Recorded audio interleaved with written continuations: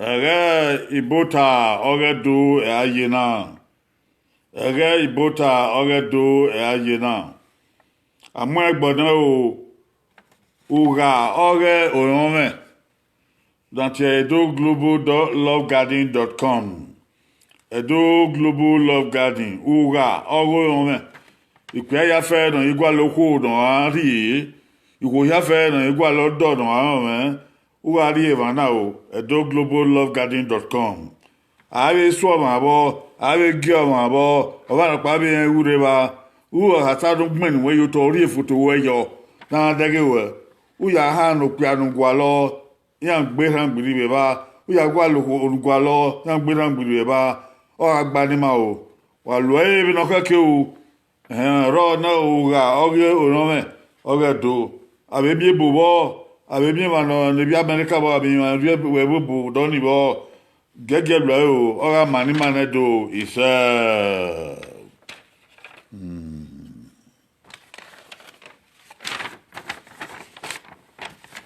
saga ibota oge do ya ye na na o pota gbunu òpọ́ta gbùnù ẹ̀dó ya wà mú ẹgbẹ́ o wà láàrin o dádó tọ́rẹ́dù àmúyá tó ta o bàbá tó ta ìyẹyẹ tó ta ètẹ́yà tó ta ọ̀sẹ̀yà tó ta ọ̀rẹ́ ẹ̀dá ọ̀gànà o ọ̀gẹ̀ anérùn náyà sùn ẹ̀ lọ́yẹ́ máa sàlóbù àmà màpọ̀ wọn ẹ̀yẹ̀dẹ̀ náà màá náà dóore màá tó tọ́rẹ́dẹ̀gbẹ̀ máa láwọn bàbá kì máa tẹ̀ ìdàn máa o ye nwa ni mari yen ni ba ita mari pa o ere mari bu ogi ma o ya o yin mari we dagbon wa no be dadi ni o da o we ri yo bonado salobwa yo bonado da salobwa na una no ge do ge wi e no e bo ni ka ya so ya sa sa o kidore de mama o ma de o di ke age do de o di ko salobwa age do de o di ko salobwa ege do de odi ekusa lo boa yo body ma o ni ma wo gogo ma wo nyame edi Jesus Christ no nyama isa na awe na edo orienrien gbe o wa no ere na be wa o wa bokian o ya no ma ere wa ti yan gege we ni agade o ore na orienrien gbe o mama ye kawe gbona de we ni agade o pota ore na gaga o pota ore na emi ne orun on payu emi no run on payu we ga o gege devi no run on payu agbonso devi no run on payu Devi no ri on pa yu. Devi no ri on pa yu. Wa fi le popo ya o. Wa o dia o uri ebe no ya gbon, u gege gbon la dia, e mo re ya o. Asobo ye gbe e o. Gege gbon la dia o ni dere e. E jo ma ka gbon ko we bi do wa re na. Wa re ba. Wa hare ba u gege gbon o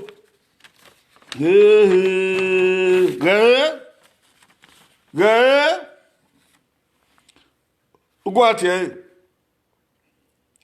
orun on pa yi zio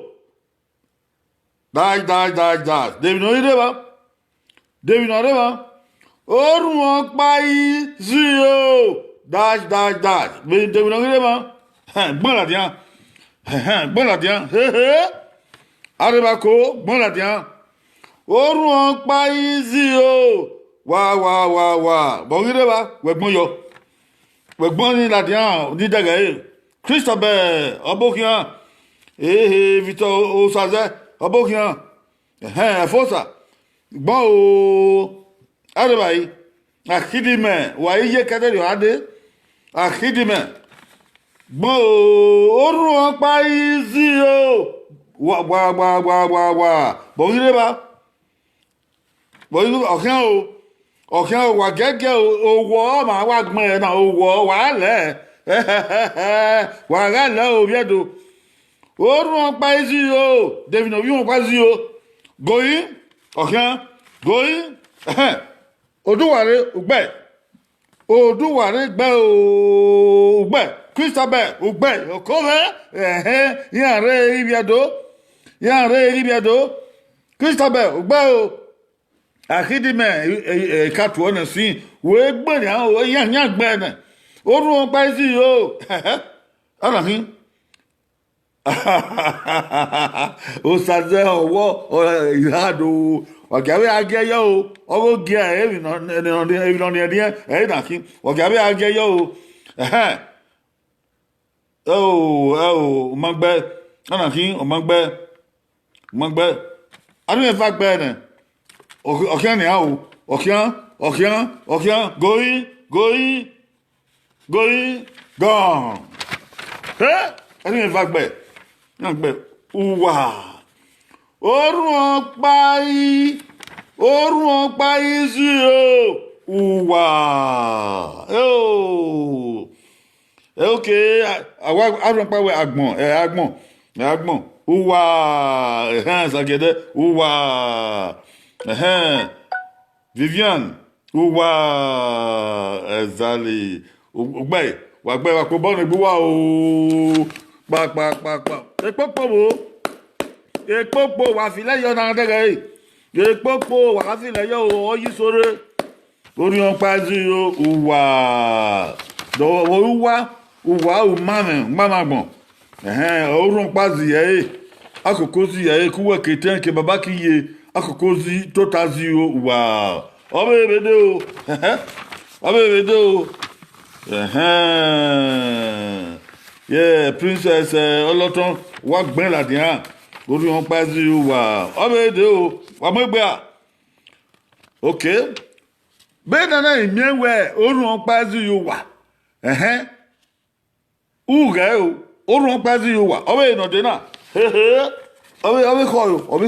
obe ko gay orun pa zi o wa abadanki orun won pa gazi o ogun iye wa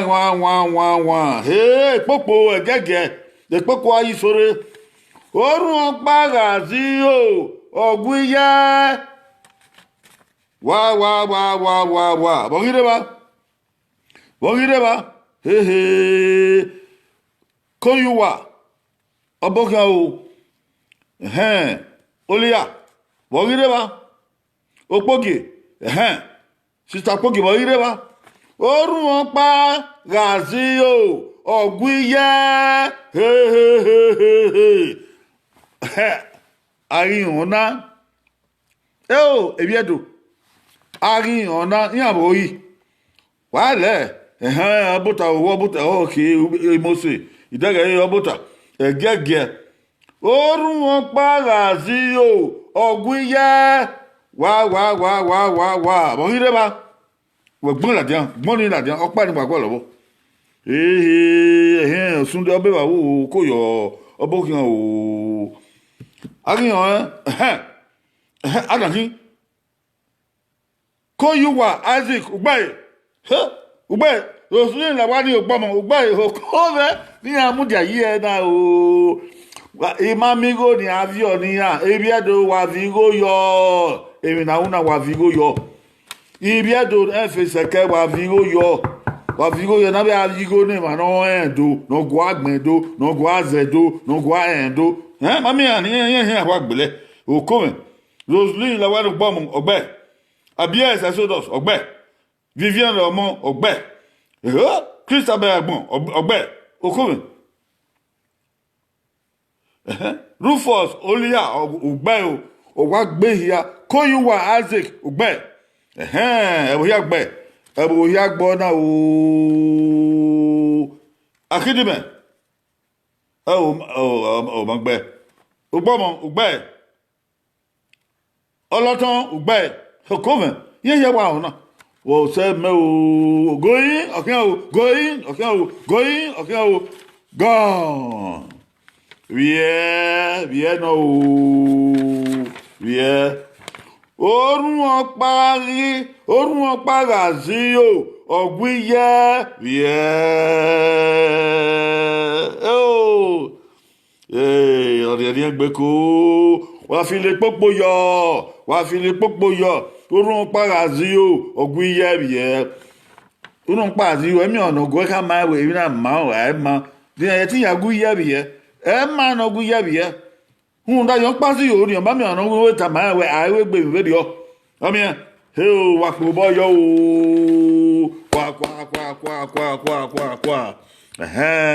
obe he de o ya go wa no na o ya ka mwele na o ya go wa no na ari bai èmi no run opa o e mata na o èmi no run opa o ki èmi no run opa o èmi no run opa o ke èmi no run opa o orun opa ibi wa de no run opa ibi wa orun opa ibi wa bo ni hin edo wa te wa bun wa bo kian wa agbon wa rere agbon Babokian, orun ọ̀pá ibi, wa.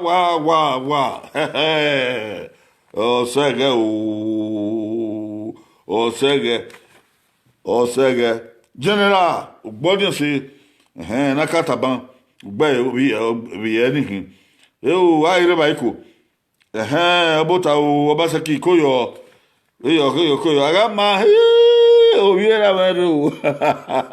Aga ma to boy abokia o dogben do uyata mi ye wa o uyata mi ye wi ma gbedo gbena do we bo ma gbe do we bo ko yo bokia o orun ọ̀pá ibi wa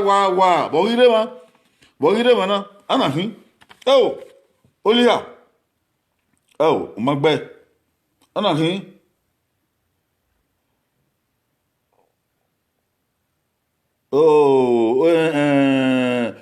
te yabo o Roseline ogbomo ebi nutani e matani kin so pon e oni magwala wan eni na kin o ni eni edo ya wa kin eni edo ya kin orun ọ̀pá ibi wo mo ìyẹn rí màwé táwé rí ọbẹ ìtẹndo ọdún náà tokun wa ta ni be kin o a we po bonu wa general wo ọmọ ohun pa bí ọmọ e wa ta no anything ni na light we gba ohun pa bí ọmọ e wa ta ni yan no e ta we ohun pa bí ọmọ kuyuwa ibe ti an wa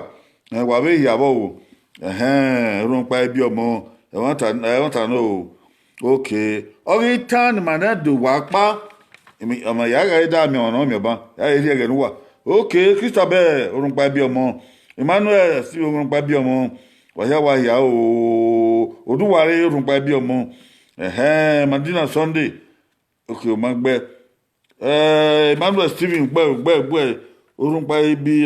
ọmọ gbe Lola Ojo gbe okay ọmọ ni wa ya gbon ana fi imose gbe o dangbara wona fi o itendo na fi itendo imose gbe precious omo gbe igbe imose ogbe Matilda Sunday ogbe Koyuwa ogbe e mata ye wa o e be re Koyuwa ogbe Matilda Sunday ogbe going okay o Matilda Sunday ugbe gone orun ọ̀pá ibi ma oni itendo orun ọ̀pá ibi ma orun ọ̀pá ibi ma ba yo ni kai orun ọ̀pá yago ibodo wa bi mayodo orun pa ma ati bi ma ibodo bu bi ma ebo na bun bima ado sikoko na bima oruon pa bima itianwa oyi do prince itianwa o won precious o gbo mose won o ugbai wa ko bo ni ya epopo uwa ga ya epopo wa fi le yo o oruon pa bima o oni ene owo na e na owo owo na aribai owo ehi ọ̀nàdìrín ẹgbẹ́ òkó ẹ̀dọ́ nẹ́wàtà ẹ̀dọ́ nẹ́wàrí ugẹ̀ o àwọn náà èmi náà rún wọn pa ewu ẹ̀ màtá ẹ̀ náà èmi náà rún wọn pa ewu kèbè èmi náà rún wọn pa ewu ẹ̀ màtá ẹ̀ náà ó rún wọn pa iye dash èmi náà rún wọn pa iye ọ̀hẹ́ ó rún wọn pa iye. Dash. Olha aí. Gege o. Deve não romper aí. Vai. O romper aí. Vou ir lá. Dash. Deve não romper aí. Deve não romper aí. O cover. O romper aí. Nem. Vou ir aqui. Não romper aí. O you the priest. Agege, uwagaya. Gege, muton. Orun paye. Itendono. Heu, amami no nyimi. Oyama okuwen. Oh. Okia o, a nyimi iku. Arriba, orun pa hira mi. Benu wa bunse na. Yo. Ama mi we do no na. Orun pa bokin. Ko you wa azik ogbe. Abi ka ere mi no gbeban. Ogbe. Ko you wa azik ogbe o. Wifo. Ugbe ezokun mangwa gbon. O mango agbon be nu ya gbon o magba bo sukun won me won be bo ya gbon ana ki ko yu wa Isaac gbai aribai akidime magba ayi were ayi ko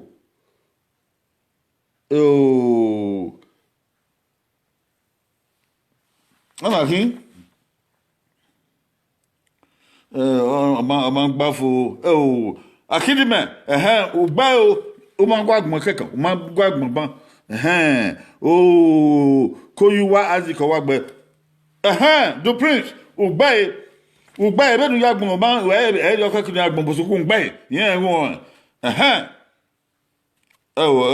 na ki princess oloton ugba o ọ̀kíán orun pa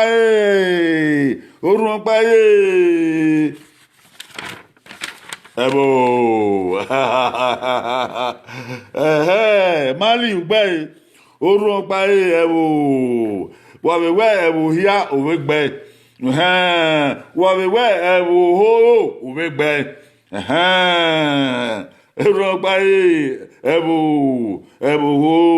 ẹ̀bò híá ugbe ọ̀pọ̀bọ́ ni gbówá o egbọn èmi ló gbẹ́rẹ̀ ìwádìí tèmi ló yá àkàbá èmi ló gbẹ́rẹ̀ ìyẹn tábù wà yàwó lọ́dún tó bọ̀ ìràtọ̀ o egbọn èmi ló gbẹ́rẹ̀ wà tó bọ̀ ìràtọ̀ o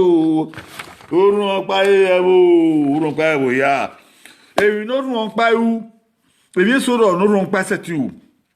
ẹ̀yìn màtá náà ọgẹdẹ náà ebi so be ro no ron pa ọrẹ ẹ matana why ka bo ẹ bi we ko fin wa ode o obe he de o ya jare o obi adu no na obi adu no na orun pa ika o se dash okay kini wa ya na iya orun ọpa ika ose Die. Gẹ́gẹ́ o àfilẹ̀ pípò yọ ebe bọ̀ wọ́n wẹ̀ gẹ́gẹ́ pípò àfilẹ̀ pípò yọ ọba yìí wà náà náà kàtà sí ọ̀pẹ́ náà yìí tọ́jú fún sí gẹ́gẹ́ ayé wọn orun ọ̀pá ìka ọ̀sẹ̀ wọ́n yìí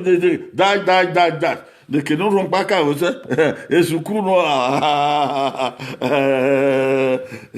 aí a tiosa basaki oya o goyo agemna go nagbe orun pa ika o se ohin o magbe na ki o magbe oko wa jewo wa kóyúwà ọgbẹ́ kóyúwà gbẹ́ ọgbẹ́ lílì ẹ̀dí ọgbẹ́ kóvẹ̀ lílì ẹ̀dí ọgbẹ́ anakin princess ọlọ́tàn ọgbẹ́ princess ọlọ́tàn ọgbẹ́ anakin uncle vasak ọgbẹ́ uncle vasak ẹ̀yẹ ìmáyẹ̀ni anakin o vasak Ugbẹ́ wọn anakin ọmọgbẹ́ nigi ọmọgbẹ́ tina ọsà sọbókìá kóyúwà pa ẹgbẹ́ ọbọni ayébẹrẹba rosalie pọmọ Ugbẹ́ wà ọhún elegant fashion Ugbẹ́ ìyọwà náà Vivian ọmọ Ugbẹ́ okay. Anakin ọmọgbẹ́ o Rosaline Lawani ọmọgbẹ́ Precious ọmọgbẹ́ ìbọ̀sẹ̀ Ugbẹ́ General ọmọgbẹ́ Mercy ọmọgbẹ́ Ugbẹ́ Uncle Vasak Ugbẹ́ Du Prince Ugbẹ́ Basaki ọmọgbẹ́ o Idehan ọmọgbẹ́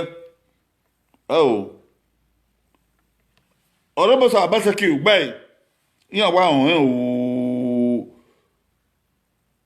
ẹ̀dí fashion Ugbẹ́ mẹ́rin pàdé wẹ́rẹ́ yẹ báyìí o èmi ló rí yẹ báyìí ni wọ́n ní rọ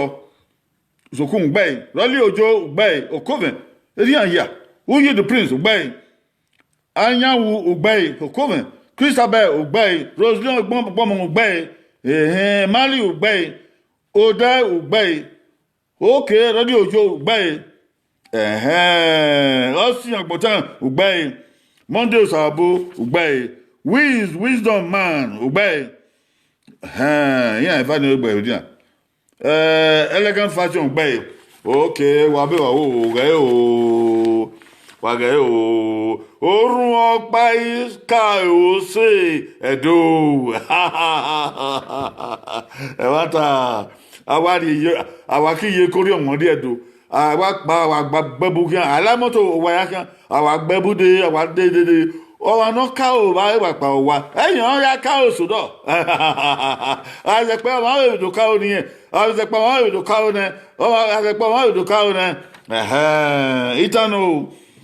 àwọn èmi ọdún ọ̀pá wà kódà ọ̀bẹ ibi ya fẹ́fẹ́fẹ́ orun ọ̀pá ìka ò ṣe ẹ̀dọ́ wàpò bọ́ọ̀dù gbú wá kwa ọ̀rẹ́ náà ti rí ẹgbẹ́ kó kí ọ̀nù náà nù dín náà ibi ẹ̀dọ́ ya fẹ́ wà ọ̀hún ọ̀nà nù dín náà ibi ẹ̀dọ́ ya fẹ́ wà ọ̀hún ó rẹ̀ ó rèé gbọ́n rèé agbọ́n o ẹ̀gẹ̀ kí á òkè ọ̀pá ilẹ̀ dáadáa òkè ọ̀pá kébé orí ọ̀pá ẹ̀mí ọ̀pá náà á fi ẹ̀wì rẹ̀ kẹ̀kẹ́ òkè ọ̀pá ilẹ̀ òkè ọ̀pá orí ọ̀pá rẹ̀ yàkà òkè ọ̀pá ilẹ̀ dáadáa wọ́n ní ẹ̀yìn kí náà dé wa òkò mẹ́ wà gẹ́gẹ́ gbọ́n ọbọ̀kọ̀ wà yéye òsàgẹ̀dẹ̀ ọgbẹ́ òkò mẹ́ òsàgẹ̀dẹ̀ ọgbẹ́ bọ́nbọ̀nà òkò mẹ́ Betty Fosa, obey. He, Francis, Fiona, you obey. You, I believe you. Exodus, obey. Matilda Sodo, obey.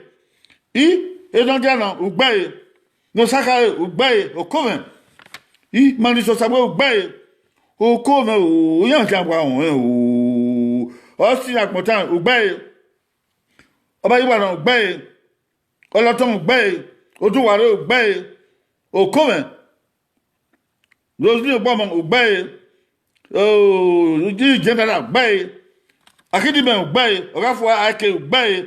O come. Eriya. O come. O yan wa. Double star no sa obey. Love it. Igaro obey. Here am do son no there obey. Ami anama no. O come yan wa obey. Marian obey. Força Sunday obey, Uncle Vassar obey, Roseline Obama obey, Edith Akidime obey, Eunice Obiebo obey, Uwafo obey, Uyilight obey, Christabel obey, Betty obey, Etiosa Basek obey, Amelisa obey, Omon obey, Oduware obey, Usawabo obey, Eunice Obiebo obey. Here haven't. Yan hear one. Koruwa obey. I ready. Fosa obey. Koruwa obey. Wisdom man obey. Josephine Garima obey. Rolly Ojo obey. Ya gbe o kí on pa ire uyi ewata oko onagado edore wata wadi obore do o kí on pa ire uyi ariolo o pa na kí ori wo pa kí e ma uyi ro veri o ikeko fi o mo to fi ori on pa e won yi wàrẹ̀ ìgbẹ́bù wàrẹ̀ ha wàrẹ̀ nẹ́ wàrẹ̀ sẹ̀ wọ́n wà bókìá àwẹ̀ màhán ó ní òkè òǹpa wọn yìí ẹ̀bùn ní bọ́ wọn yìí wà pò bọ́yọ̀ wà fìlè pópó yọ ọ̀rẹ́ ẹ̀ náà ti rí ẹ gbé ọbẹ̀ ètè o òkò rẹ̀ yàjà rẹ̀ asoboye gbe o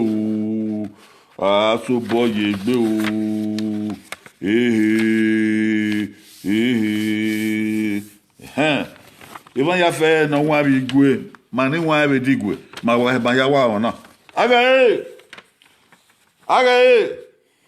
he aimie orun opa be dag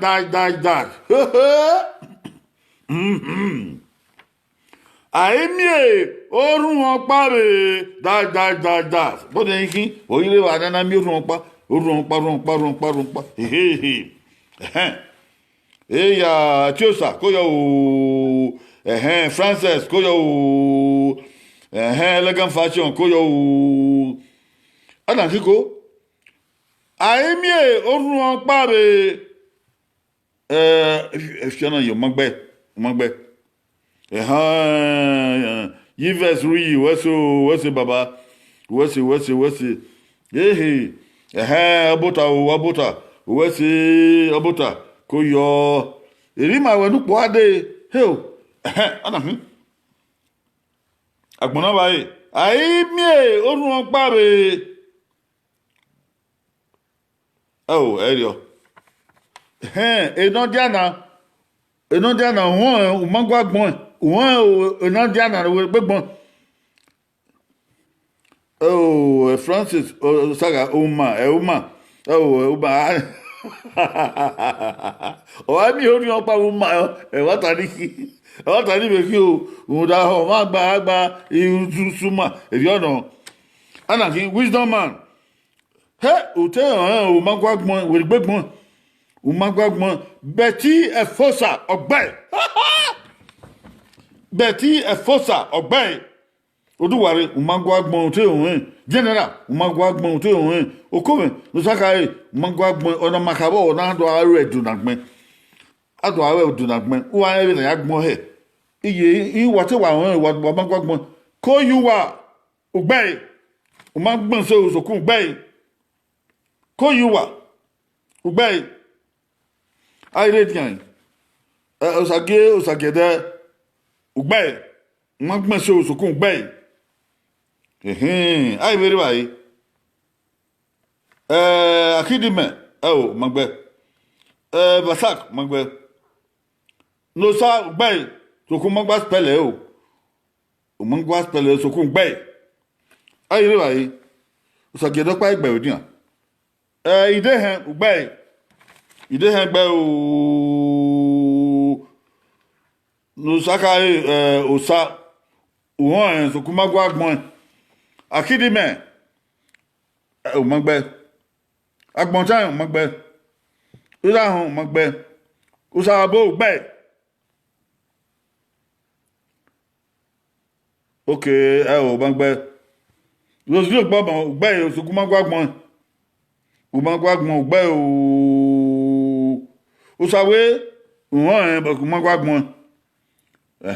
ambassador evie okove wa o ron pa we ambassador evie ko do wa gabe ageyo ugbe o de o magbe o tun wa ugbe o magwagbon no sa ugbe o magwagbon ugbe o magwagbon fiona yi won but o magwagbon o sazuwa won magwagbon Roseline won magwagbon ayre bai Christabel won magwagbon won wa won edit idada akidime ugbe ogwa gbeso wa ogwa gbeso wa goyin okian o goyin ehi brown ugbe yo tangbe ko yu wa aziko wa gbeso wa goyin gone gbe o aimi orun opa re oyo aimi orun opa re oyo orun mani buwe ri o oni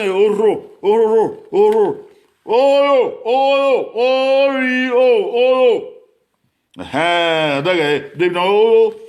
èmi na ta mo ma èmi na gyo ma be dege odun oyo ami orion pa oyo ayo ni kawe orun pa we èmi na kin ma be dege oyo ga yan pa re ba bo ina oyo he o ma be do la o na kawe o na ma ke no mi no na oyo ari mi orion pa oyo comment non mo ni me comment non do mi ori e va yan kin video ami ori won pa be o papo boyo kwa abe wa wo eri abun wa o dun pa we won to we yan idege me I don't ma we sure ni e won to gele no ọ̀dọ́ ìgbèrè èmàdágùn àná ò ẹ̀mọ̀ sí ọ́nì èmàdágùn àyíyàn má ẹgbẹ́ o èpòpò ọ̀gá adẹ́rẹ́ èpòpò kòkíà o èmi ò wọ̀ ọ́ mọ̀nà ìwọ̀ ọ́ 11 ò wọ̀ ọ́ àkòkíà o àkòkíà o iye náà èmi náà rún ọpá irú ẹ̀ mà tá ẹ̀ náà David no run pa u. David no run pa u. Gae. Yo ka ba u yo dimi. Wa ka ba u yo dimi wa won. O run pa igwe Dash. David no run pa igwe u. O run pa igwe Dash. Bogide ba.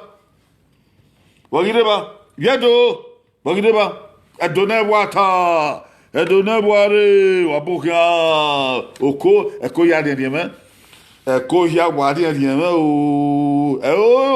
de o ya to gbera no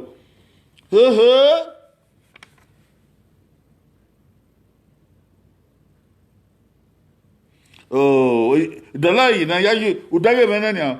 udage mena o say okay now that's good e ba da gwa fi oni o ya you udage mena nya ko ya orun pa igbegbe David orun pa igbegbe u ọwọ́ zio magbera ní sí ìwẹ̀ má dédé owó fún pàgbé zio ma tọ́jú ìgbèrà ní sí ẹnàkí wisdom ògbáyé òmọ́gbàgbọ́n wisdom dọ̀gbẹ́gbọ́n ògbáyé ọ̀gá fún àìkè ọ̀gbẹ́ sọ̀wọ́ wisdom man uwe gbe mangwa gbon dọgbẹgbọn o yan ifa gbe na orun an pa gbe he ide han o erio do sa erio so abu magbe gbomo o magbe gbomo magbe ayire bayi magbe kidime magbe yo ayire ba o etio sa Sunday madame mai nu yo ni ka o okay ayire ba iko going magbera ni na si imose magbera ba na si orun pa gbegbe ezi o magbera ni na si makato ni na ọ̀kíá o góyí ọ̀kíá o góyí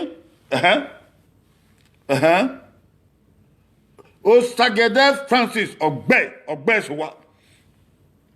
o Sagede Francis ọ̀gbẹ́ elegant fashion o magbẹ́ Isaac magbẹ́ dẹ́ magbẹ́ ẹ̀rìnú tání gba ọ̀bọ̀tọ̀ magbẹ́ iná díàna ọ̀gbẹ́ haka eri òpàgbé orún ọgbà gbẹgbẹ kó yúwá Isaac ọgbẹ́ mẹ́ka mẹ́rin wọ àgbẹ̀ òkọ́ ìbéèrè báyìí Rosalie ọgbọ́mọ owó ọgbà gbẹgbẹ egun wa ẹ̀wọ̀n tán nìkan abẹ́bọ̀dì wò psychology owó ọgbà gbẹgbẹ egun wa ọgbẹgbẹ egun ẹ̀ ma ẹ̀wọ̀n tán náà all right, going, I know it back. Go, Ogbera. Orun pa igbegbe even. Orun pa igbegbe even. We mi orun pa se tin igbegbe even. Yon pa igbegbe owe. Yon pa igbegbe obo. Yon pa igbegbe egboto. Orun pa igbegbe even. Obe keke na ri atun obe ire. Yan bo wan yan gba soan. Oni ebo tie be bo tie mi na. Be bo tie onu na. Orun pa gbegbe even be bo ata he. Yan ya ta he be bo. It takes two to tango. It takes two to tango. Papo bo ya o sabo. Obe wa o ojo obe wa o epopo ira o we afile popo fo epopo we na yiso ha kan ike o ha kan ike o re pa o re le o ha ogode ke ha ono na he no de na oba mani bi edigwe o wa on na mani bi edigwe wa on na gi ewi no run pa u ado tai na ebi no run pa u ado tai na orun ọpa imu ìdààmú dash okowe to edo ne wata de no run ọpa imu ìdààmú orun ọpa imu ìdààmú dash de no run ọpa imu ìdààmú ewa edo ameno imose magbera bana orun ọpa even gbegbe even magbera bana ọ̀pẹ́ náà gbẹ̀rẹ̀bà sí orun ọpa mú ìdààmú bọ̀yí kí nẹ́mú báyìí popo wa afile yo geya ho Francis if you know your way I don't know it I want to not you don't know hey Christabel Agbon ogbe o cover Christabel Agbon ogbe o wa gbesowa o sagie de o ve gbe iya o sagie de ogbe ino dia o mangbe Lily edi ogbe Christabel Agbon ogbe ọmọ egui ogbe no saka o sa ogbe no saka o sa maire de wa iye ego agbona ba ogbe o rafu o mangbe orun pa mu ìdààmú ọkọ mi pa no mamu o sabu eben okay elegant fashion wa gbe so wa agbon tan gbe so wa akidimen ogbe ere pagbe akidimen ogbe oduware ogbe oyama ho oye ogyo imose oduware ogbe elahin osamege ogbe osabo eben gege ebe o orun pa mu ìdààmú eben oloton gbe akidime gbe osabo gbe osabo ma gbe Obaseki orobosa gbe be ba wa gwa ibi edore o wife gbe o ide gbe oduwaro gbe makato ni ba osabo mo gbe ikatiri na area ka ugbe koyiwa ugbe yan gbe ma ire ojo ugbe umangwa gbon sokun ugbe won Rosalie ogbo mo ugbe Matilda Sunday ugbe Osamege ugbe Wilfred ugagbe oteme bound si ugbe so wa obokan ugbe so wa oba yiwa na ugbe oduware ugbe ode ugbe usabo ibangbe general ugbe Destiny Ojo ugbe Monday usabo ugbe okay uyosa team ugbe alright wadi ya wawa on orun opa imu ìdààmú egogo orun pa mu ìdààmú egogo ari ku agbon ya igbebu adovie mi na ya pe iku na odo mi ma odo mu dan odo mi egogo odo mi ku se orun pa mu na o pa ya ti mu se orun pa mu ìdààmú egogo itendo no awe mi aikoko gai arun pa wa we ya papo boyo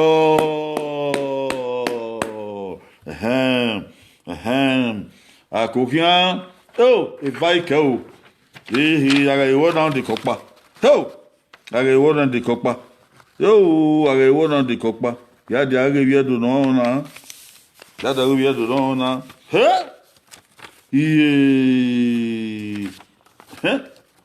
ukakaba uyo gae orun opa manya okome de no orun opa manya de no orun opa manya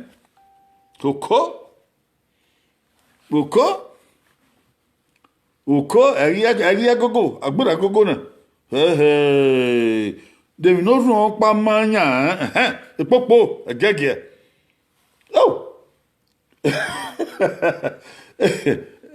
Mark Ambassador Okrawe ki Mark Ambassador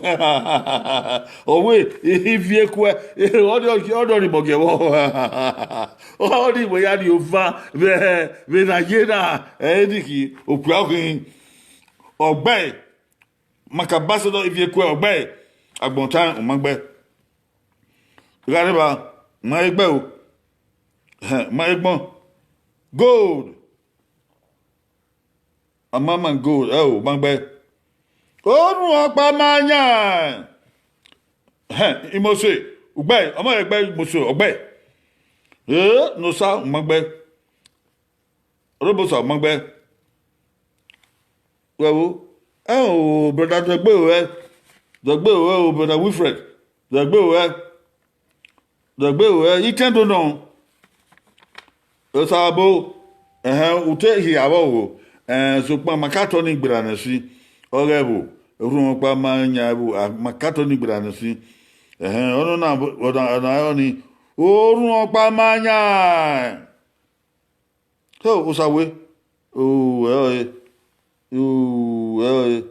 akidi me makata na si urun pa manya bu atoni na si na ri edo ayire bayi Azik koyuwa Azik wa wa gbeso wa urun pa manya ogbeso wa o ko urun pa owe coconut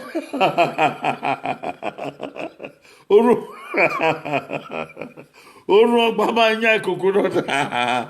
ẹ̀wọ́n takiri ní wákì ẹ̀wọ́n tàbí kí agbẹ́fìn akọ̀kọ̀ vai adòkòkò káyé ẹ̀rí ọ̀nà èrè ọ̀wà náà ọwọ́ orun ọgbà máa ń yá coconut dúró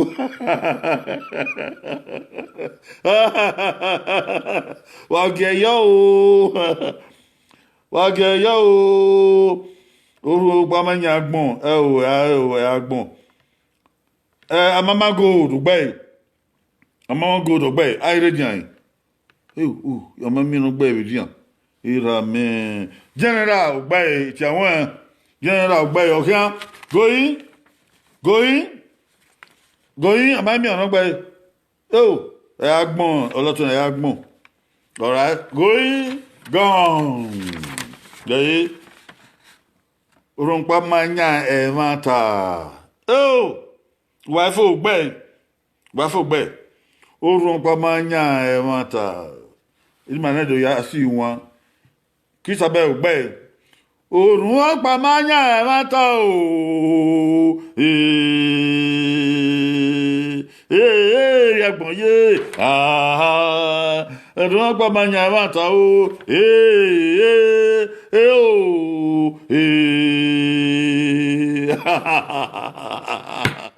orun ọgbà manya mata umu tagbon ya oye orun pawe orun pa tewanta we o keke we tewanta orun pa manya mata wa pe boya o wa pe go wa pe filipopo ya o ona tanwoto o ya di ago wa no oku ami bi edo no ma he na de o ewo ni bi wa hon o gege gbon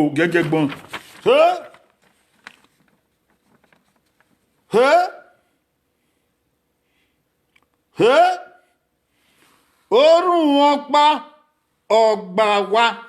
na ti idun dash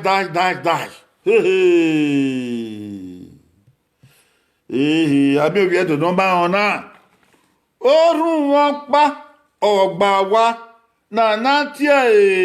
ìdúnwù dáadáa gẹ́gẹ́ àríwá wọn náà kí á gbọ́n àríwá gẹ́gẹ́ gbọ́n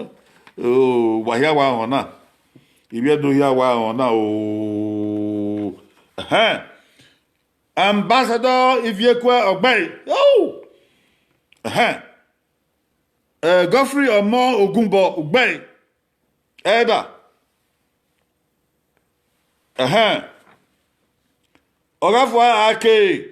Ogbe Omagwagbon Sokun hàn Omagwagbon Amamago Ogbe Osamore hàn Osokun Omagwagbon Sunday Omagwagbon Nana tie Mangwagbon Anikin Akidimen Bay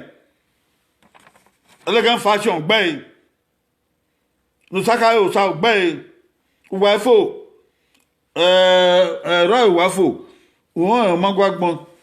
General Mangwagbon Sabo Mangbe Robosa Basaki Bay Ayre Baiko Yan Radiant Osagede gbe efosa yan ni ka ewe mi fredo gagbe ban gbe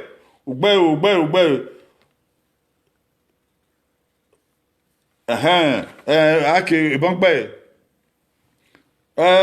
wisdom man gbe okowen ala ri ya tabu wa no taban ya tabu wa no taban on the ogiedo agbons ugbe princess idugbo oloton ugbe wifo ugbe koyiwa ugbe ọmọ ẹgbẹ́ ìmọ̀sẹ̀ ugbe o joy ọba Ìbàdàn ugbe hiye ode ugbe elegant fashion ugbe mondos arabo ya ka mu wa no gbemba ọmọ ẹgbẹ́ ìmọ̀sẹ̀ ugbe Matilda Sunday ugbe agbonawa o bangbe ide hen ugbe going gone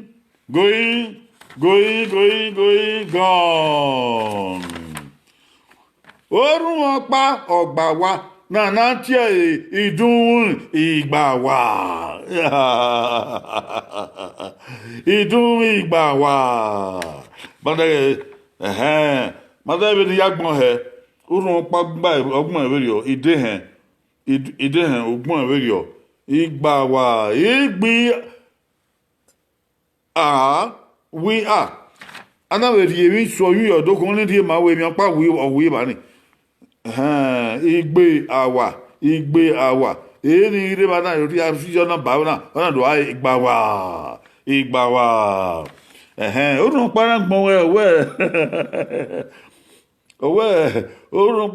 ó dùn pa gbà wà náà tẹ ìdún ìrì àwà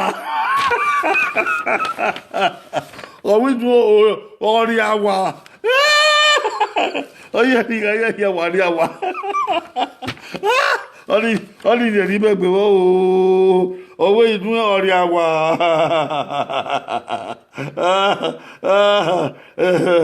ní ìdún ọ̀rẹ́ àwà ìdún ọgbà àwà ní ìgbà wà ayélujára ẹ̀yí ó rún ọpá o ọgbà wà ìgbà wà ìrún ìgbà wà ìyàn dùn ó rún ọpá àgbà wà ìdún wọn náà gbà wá ọdún kí ìdún ìgbà wà àájò bọ́dà ìdún ní ọwọ́ ìdún ìgbà wà ọ ní yàtọ̀ ìnàgbẹ́ àwa èkìtà àwọn etí ẹ̀ orógó tógo ọ̀rọ̀ wẹ̀yà òun pòpù dẹ́ ọ̀nà fìmà nẹ́kìtà ọ̀dà ọ̀bọ yìí ẹ̀mọ́ta àpò bọ́yìí wá. Àwa èkìtà àbẹ̀tí ẹ̀ orógó tógo ọmọ wẹ̀yà òhun rẹ̀ òpópó dẹ́n ọmọ náà fi ẹ̀ma nẹ́kìtà ẹ̀ ọ̀dà ọ̀bọ yìí òkó rẹ̀ wà pò bọ́yè wá o ọ̀nà rí òkìkì wọ́ wàhíà wẹ̀sẹ̀ wàhíà bókìá ibi ẹ̀dùn nílẹ̀ náà ọ̀kẹ́kẹ́ náà gbàgbé yìí sẹ́n almost 100 ọ̀gbọ̀dá 100 náà ìróbọ̀nà ọsí 100 wàhíà bókìá o wàgì ayébèrè o wàhíà o èkè ní agbẹ́ ṣẹ́ yìí bá SHARE wàyà pìọ̀n ibi ẹ̀dùn náà máa eré náà máa hàn ní ọ̀yà síyàn bọ̀ Australia bẹ̀ South Africa bẹ̀ London bẹ̀ Germany bàtí ẹ̀wọ̀n ni Congo àtúnyàn kà bọ̀ ni wà pìọ̀n ìṣẹ́ ọ̀sẹ̀ òyà fẹ́ bọ̀ òyà pìọ̀n èkè ní àti ni ati subscribe subscribe o emi na ta na oyewe emi na una oyewe umu enve iya no nya YouTube yan do aka yan kai yan do we oro na akodo na wo yega we ya pian subscribe ugbeni wen yo amawe ayigo we arigo yo so kunwe pion wa ya fe uwe vi uwe ni ado pion yan be gbeni ayo uwe tamawo kan wen a oda fun uwe no do pion o be gbeni ayo o ge do abu yan kwale 1000 wo mama emi ukion 1000 mami nu po hade oko wa ya bi o edo wala ho ya pion subscribe ya pion subscribe no be kida buyo no ge do awon yen no ge do ge wi o ge do akoda o ise wa ya we se no re o wa ya we se no re wa gbe babado wa wi ye do wa ga nerun na do ama o salo gbarun dazi o we so ye do na bo wa edo na wari edo na bu zomo edo na bu ata eme ata ni ma tana o ge do wa dien to won yen o we se la fian gbedo wo wa ki bo de eke ni ma re ya ye un otagun la ho ri yo bo ni ma ri efe ni ma ri ojeme ni ma ri fu eko ni ma ri fu ni ma ya fian gbe ni ma ya tomu ni ma ise gedo amala odao ise gena wi maraye ma ise gi hwedo raye ma ise gi piedo raye ma ise gedo na zera ye ma ise gedo na gbera ye ma ise gi magi uno mayowa ise seya Ọlọ́run ni amudere abe egian abe egon ege do toredo ise gedo yara menwa gedo yara kugbe gedo yara begbe na kuoda na kokukon ege do le la ho gedo akugbe na ya konkuoda na mo boyan kega eji Jesu Kristi ise ọba wa ino re do ra to ipebe kete eri e ga ma wa ga ma o yo pe un dugi ọba ile do efo ise ọba ra to ope ise wa we babado wa we yeyedo wa we teme ya fe do ore na o wa tan eri o yan tan bi no ma ede imode no de na uda ho ede monde no de na ma we ibude ma ore ilobi e o pia boku ore kia ke o wuhe ore gan ke ore owe mama e wefo ede monde no de na odo ma igbegbun dari aya we bude yo na me ke na ebe ne usalobo yagbon na he ebe ni ma ye he o we no usalobo yagbon na he wa ya fe wa de wa ti baba wa ti we de we ya fe do si kokoro tota na gbon ebi na agwa ore ma gbon no e ogu sankame e ogu sasa memo e ora da e ora igbe aga e ma gbon ore gbe ore erabiye kebe bon so ba no fion gbe ma ya fe ise owi an ya do owi baba do owi ye do owi ten do wa ko yo oko wa gyan yan bungbe ko wa we se o we yo wa se yi se we don't have buyo wa have ye o bagbe wa have ye o bagbe ra me da e una o yan sari abe wa ta wa kiyan ku de monde ribe no na ya ye di ede na kina uzo la gba wa fe ko fi moto wa da yan gbegbe wa se itabi yin bo gbegbe wa re gbin na o wa abegbe o wa gere do mu ma ma o bye bye